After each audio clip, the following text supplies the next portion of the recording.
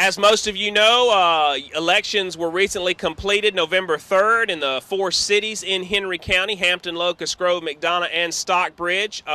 One mayor was reelected, one was unseated after nearly 3 decades in office, and a number of new members to various city councils also will be taking their seats in January. Here's a rundown of how those elections went. In Hampton, in the race for mayor, incumbent R.W. Coley was unopposed. On the city council, this was an at-large vote, so the top 3 vote getters will be elected, and all 3 incumbents, as you see, retain their seats: Marty Meeks, Marianne Mitchum, and Charlie Hearn, and they were followed by, as you see there, Paul Jones and Brent Winter. So the 3 incumbents in Hampton will return to the city council along with the incumbent mayor. Locust Grove City Council, the Locust Grove mayor's race was not up for grabs this year. That was the only one in the county that was not.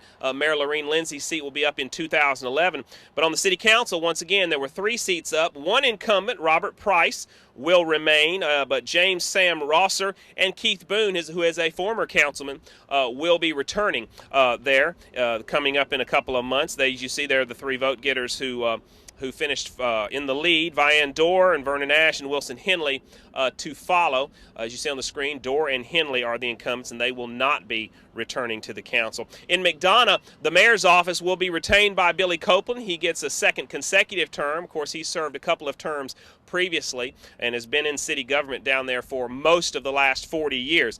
He won over Roger Pruitt and Susan Raven. Now, the city council in McDonough is done by districts. There is one at-large seat, Gina Riffey, the incumbent. She gets that with 42% of the vote. There is no runoff in city elections in Henry County, so she has the plurality and will win out over Rufus Amos and Mike Crawford. The 2 district seats on the city council: District 1, Rufus Stewart, and District 2, Sandra Vincent. Both are incumbents. Both were unopposed, and so they will stay exactly where they are. In Stockbridge, perhaps the biggest news in the county: Rudy Kelly, who has been the mayor for about 30 years, was unseated by Lee Stewart.